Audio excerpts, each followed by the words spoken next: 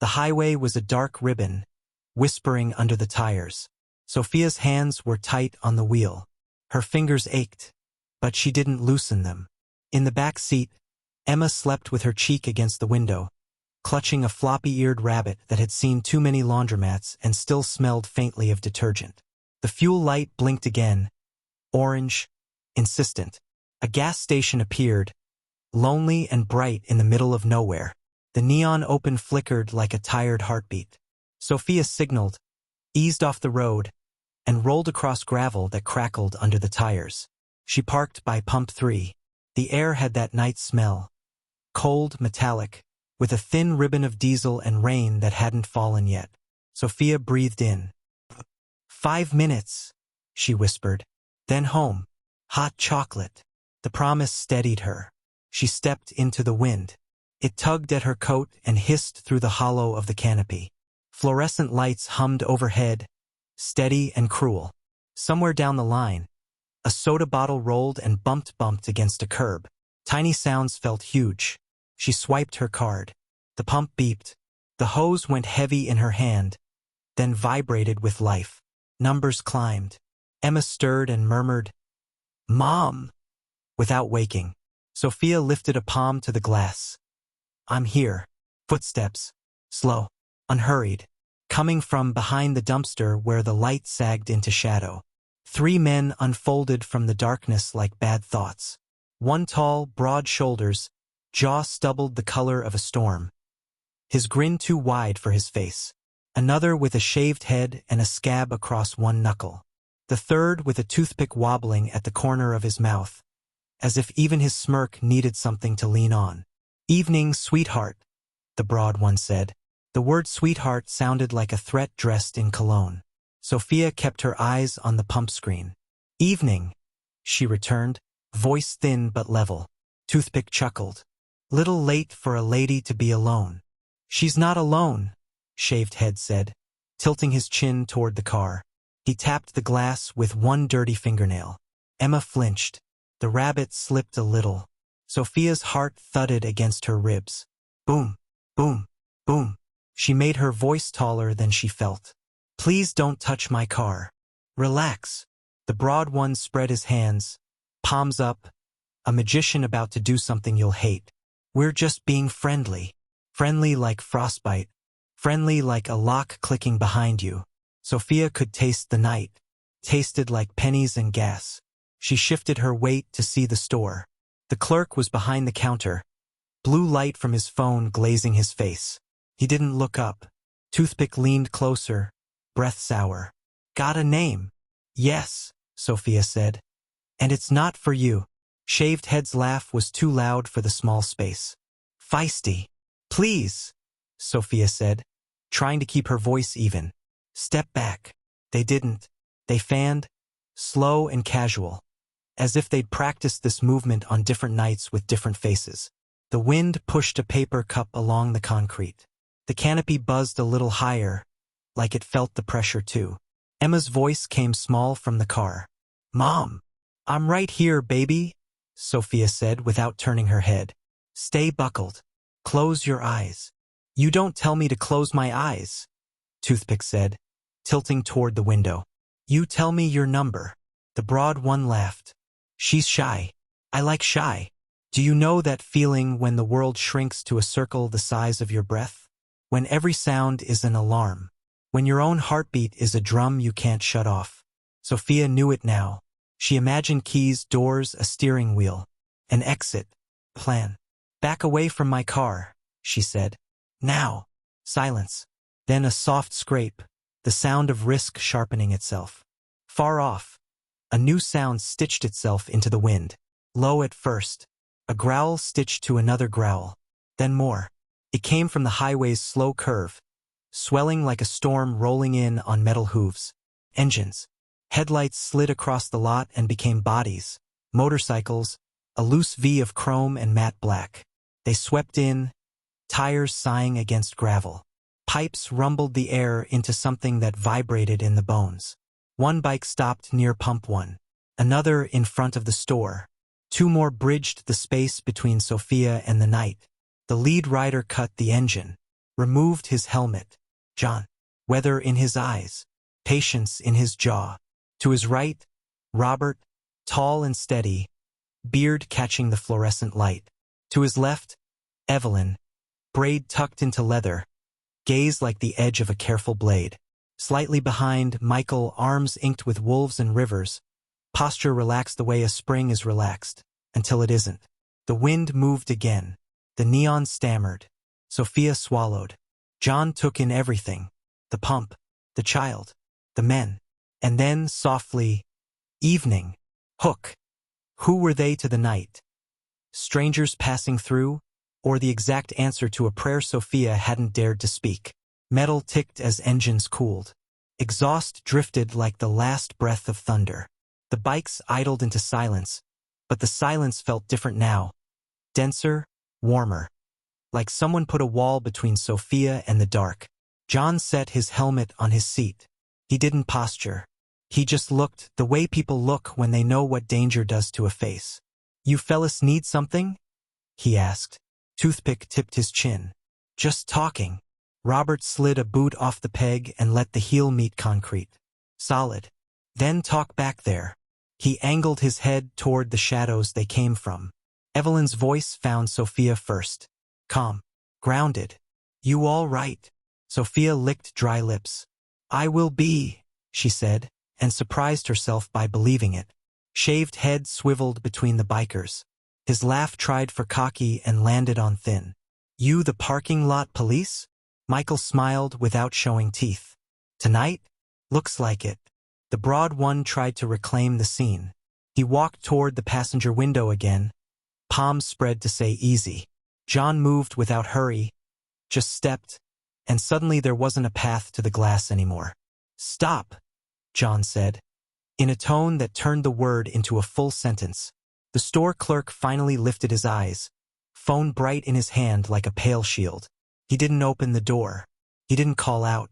He watched the way people watch lightning, wanting to be near it and far, both at once. The bikers shifted.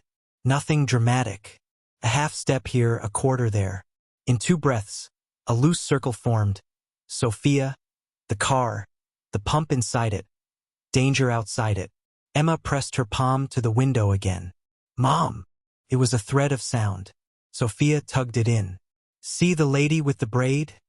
she whispered. "She's helping." Evelyn flicked a glance at Emma and then at Sophia's pockets. "Keys." "Right coat," Sophia said. When I nod, unlock, slide in, belt, and lock again. No running. Smooth and small. Evelyn's words were soft, like instructions whispered during a lullaby. Sophia nodded, heart rattling. Toothpick's jaw worked like a grinder. "You got a lot of nerve rolling in here like you own the place." Robert's eyes laughed while his mouth didn't. "You tried to own it first." Shaved head shifted his weight. For a moment, his gaze snagged on Emma's rabbit. Something human flickered. Then pride blew it out. John's voice stayed even. "Here's the easy version. You step back. You keep walking. Night stays night." "And the hard version?" the broad one asked. Michael stretched his neck until it popped. "We do paperwork," he said. "The messy kind." He smiled again, and the smile made the air colder. The pump clicked. Full. The sudden sound cracked the tension like a knuckle. Sophia swallowed, slid the nozzle back, fuel residue beating on the lip and dripping to the concrete. A tiny galaxy of reflected light. "Let me leave," she said to no one and everyone. "Let her leave," John said, as if repeating a law written on stone. Toothpick's hand dipped. A small motion, rattlesnake fast. Metal winked once under the canopy and became a knife. Not big. Mean. Black handle worn smooth where hands learn bad habits. Shaved head hissed. "Man, don't move." Toothpick spat. The blade twitched toward the car, toward the small face behind the glass. "Move or I." John didn't finish the sentence for him. He just slid half a step, the kind that changes everything. Sophia's mouth went dry as chalk. The world snapped to the tip of that knife and the space between it and her child. Have you ever felt time stretch like a rubber band about to break? It stretched now. It sang. Evelyn's chin dipped. Nod. Sophia's thumb found the unlock. Click. She moved like rain, quiet, straight, clean. The driver's door opened. Emma reached. Seat belt clicked. Lock thumped. The tiny cave of the car caught their breath and gave it back. Outside, wind worried the open trash can. The clerk put a trembling finger to the 9 on his phone. John's gaze never left Toothpick's wrist. Last chance, John said. Toothpick smiled like a dare. The knife twitched higher. Hook. When steel meets a line you shouldn't cross, who moves first and who pays for it? The knife flared once in the neon. A cold star with bad intentions. Toothpick lunged. Not forward but sideways. An ugly arc toward the passenger window as if fear were a scent and he wanted to wear it. Michael moved the way a spring remembers, no shouting, no wind-up. His hand closed on Toothpick's wrist. A twist, sharp and intimate, like turning a key you wish didn't exist. The knife fell, clattered against the concrete, spun once, lay still. Robert arrived in the same breath. Shoulder into ribs, force redirected like water. Toothpick kissed the pavement. The sound was a grunt and a muffled curse. Shaved head launched at Evelyn. She didn't step back. She stepped in. Palm found his sternum, not cruel, just extremely accurate.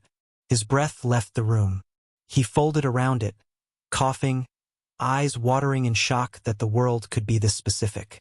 She guided him to the curb with a grip that said sit, and his body obeyed before his brain caught up. The broad one swung at John. It was a big swing, honest, the kind you learn from movies in a living room where nobody taught you where to put your pain. John slid under it, stood, set one palm on the broad chest and pushed with a pressure that was all math and no anger. The broad one stumbled backward into the trash can. A bouquet of plastic bottles exploded around his ankles. Somewhere, a glass neck chimed, delicate, absurd. Sounds stacked up. A hiss of breath. The dull clack of boots. The tinny buzz of the canopy trying to pretend it was a sky. Inside the car, Emma cried into Sophia's shoulder. Mom, I'm scared. Sophia's voice came out raw and tender. Me too. And we can be scared and brave at the same time. Her hands shook. She let them. Even shaking hands can hold fast. Toothpick tried to buck. Michael's knee rested on the bicep like a paperweight on a terrible letter. Don't, Michael said. Calm. I'm serious. Don't be the man you're about to be. I'll remember your face, Toothpick snarled. I know, Michael said. Remember the part where you didn't get to hurt anyone. Shaved head wheezed, blinked hard, and focused for the first time on the child's small hand printed against the inside of the window. Something in him softened. Regret peered in, then flinched at the noise in his head and ran. The clerk finally pushed the store door open. He squealed. He croaked. I called the police. Voice wobbling. He looked like someone who'd been handed courage wrapped in static and hadn't figured out where to put it yet. Robert picked up the knife with 2 fingers and set it, point down, on the lip of the trash can away from everyone. That stays, he said to the air. John looked at Sophia through the glass. She looked back. He saw a mother making herself into a wall. She saw a stranger who carried quiet like a tool.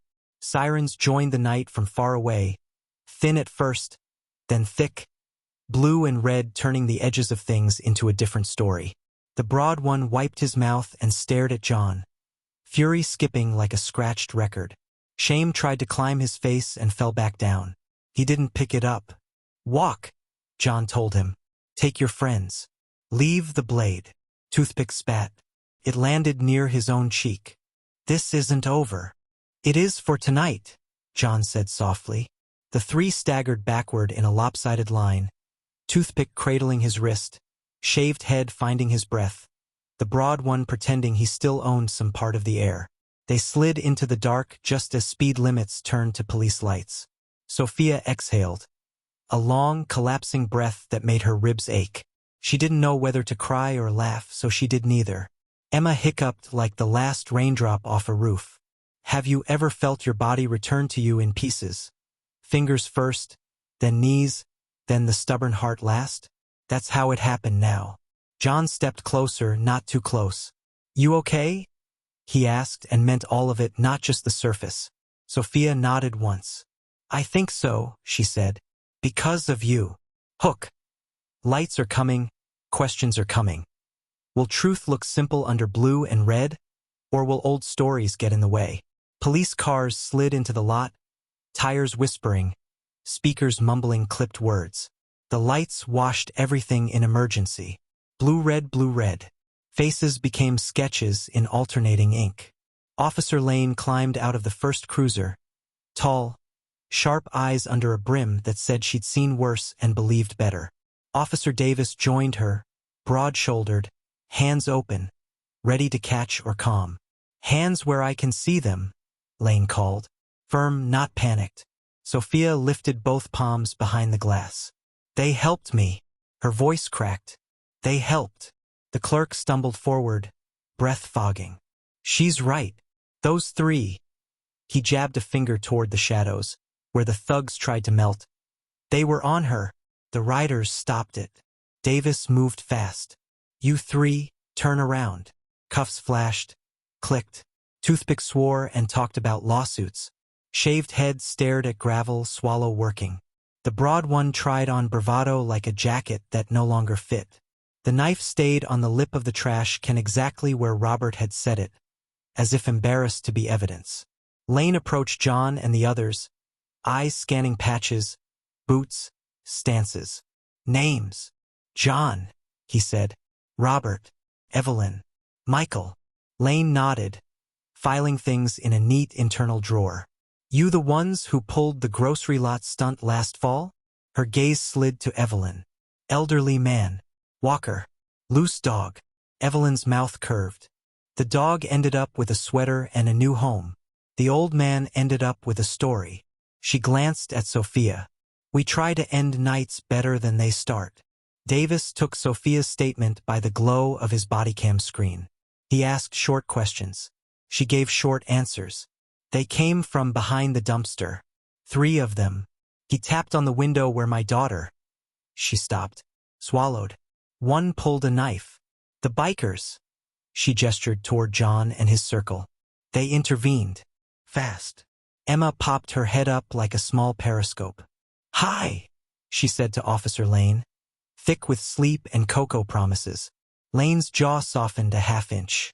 Hi, kiddo. To Sophia. You did everything right. You stayed with your car. You didn't escalate. You held your ground. Sophia managed a breath that tasted like gratitude and gasoline. I felt small, she admitted. Lane nodded. That's what people like that count on. She looked at John. You ride with a crew? Iron Guardians, Robert said. Not official. Just neighborly. Michael shrugged. We ride home from late shifts. We pick the loneliest places to buy water we don't need. Lane's radio crackled. She answered, eyes never leaving the scene. Copy. Knife recovered. Suspects detained. She clipped the mic back. We'll need contact info. Evelyn handed over a card with a tiny iron anvil stamped in the corner. Lane arched an eyebrow. Anvil? Reminder, Evelyn said. Be useful. Be heavy in the right direction. Davis returned from the curb, where the broad one had learned that tough doesn't sound the same with cuffs on. We'll book them, get video from the store, loop in highway patrol. He looked at Sophia. Want an escort home? Sophia looked at the circle of bikes, the way they made a soft boundary that let breath happen. She looked at Emma, who held the rabbit like courage on layaway. If they would, she began. We will, John said. No ceremony. Just a fact. Lane's gaze took in the whole map. Do it smart, she said. Slow, spaced, signals high. Text me when she's inside. She slid a card to John with a personal number scratched in ink. If those 3 show up again, I want to be bored because you already called. John tucked the card. We like you bored. The wind shifted. The neon blinked like a tired eye finally allowed to close. The cops loaded trouble into the back of trouble-shaped cars. Doors thumped.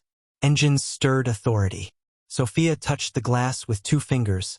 Thank you, old gratitude signal. Emma mimicked her, tiny palm print over big. Are they angels? She whispered. People, Sophia said. And sometimes people are the miracle. Hook. Home isn't far. But do shadows ride too? And what promise waits on the other side of a locked door? They rolled out like a small, deliberate parade. John led, taillight a steady red metronome. Robert took the left flank. Michael guarded the right. Evelyn settled behind, headlight a patient star in Sophia's mirror. The highway accepted them, the bike's low thunder laying a blanket over the lanes. Sophia matched John's speed, 10 under sane, 2 under fear. The steering wheel trembled where her hands trembled, then settled. Emma blinked at the glowing clocks of passing stores, the black shapes of sleeping trees. They're guarding us, Mommy, she said. And something unclenched in Sophia she hadn't noticed bracing. Billboards slid by. A bakery's back door bled warm light into the night. You could almost taste tomorrow's bread. A fox darted across a cut of grass and disappeared, as if the dark were a curtain he knew how to lift. The bikes rode in that strange paradox where loud becomes soothing, like rain on a tin roof, like a heartbeat through a wall. Turn signal. Off the highway. Down the old road that remembers everyone's stories whether they ask it to or not. Left at the dead factory that makes the air smell like rust and forgetting. Right at the church whose bell rings noon like it's breaking good news out of habit. Sophia's building came into view. Brick a little tired. Stairs that chipped on the corners like teeth grinding. But the porch light she'd left on held steady. A small, stubborn lighthouse. John parked crosswise at the lot's mouth, a barrier made of intention. Robert took the shadow point where alley met parking. Michael idled to stare holes into the hedges. Evelyn dismounted and walked toward the passenger side, helmet tucked like a moon against her hip. Sophia killed the engine. The sudden quiet felt like someone had lifted a heavy jacket off her shoulders. She smoothed Emma's hair. "We're home," she whispered. "Do you want to carry him, or should he ride?" Emma solemnly handed the rabbit to Evelyn. "He's brave," she said, testing out the new shape of the word. Evelyn nodded as if being entrusted with a king. "He looks it." John met Sophia at the driver's door. He kept respectful distance, close enough to lend steadiness, far enough not to take it. "Lights on," he said. "Chain set. We wait for the wave." Sophia swallowed. Pride tugged once, "No, we're fine." But gratitude tugged harder and won. "Why do you care?" she asked, raw, sincere. John looked at the windows stacked like soft squares of night. "Because somebody loves you," he said. "That makes you ours for the next 5 minutes." Her eyes burned. She nodded, a tiny bow. "Thank you," she said. 2 words that sounded too small and still somehow exactly right. They climbed the chipped stairs. The hallway smelled like bleach and cumin and someone's radio murmuring a song too low to catch. Inside the apartment, Sophia turned on the warm lamp, locked the deadbolt, slid the chain. The click felt like a full breath taken all the way to the bottom. "Cocoa?" she asked. "Yes," Emma said. "Which meant you're safe, and I know it because I can want something sweet again." Sophia set the kettle. The water's hush grew to a hum that made the room gentle. She lifted the blind with 2 fingers. In the lot, the bikes idled like patient animals. For faces tilted up. She raised her hand. They answered, for hands, for small waves, nothing dramatic, just a contract that said tonight ends on our terms.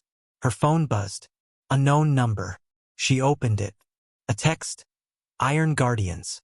If you ever need a ride home, call Evelyn." A second text followed. "You were brave tonight." Sophia leaned against the counter, exhaled the kind of laugh that breaks up tears. Brave hadn't felt like a sword. It felt like not dropping the keys, like clicking a belt while your hands shook, like letting help stand where you can see it. They drank cocoa with too many marshmallows. Emma's mustache was an artwork. "Mom," she said, lids heavy, voice soft. "Were they heroes?" "The ordinary kind," Sophia said. "My favorite kind." Emma nodded, satisfied, and sank into sleep, still wearing safety like a blanket. Sophia tucked her in, smoothed a curl off her forehead, listened to that sweet, even breathing that turns a room into a chapel. At the window, she watched the bikes turn and drift back into the night like constellations loosening. The lot felt big and harmless once they were gone. She felt that quiet click inside, the one that turns fear into a story you survived. Maybe you've stood in a place like that gas station. Maybe your hands shook, or your voice did, or your knees. Did someone make a circle around you? Did you make one around someone else? What would stepping in look like where you live?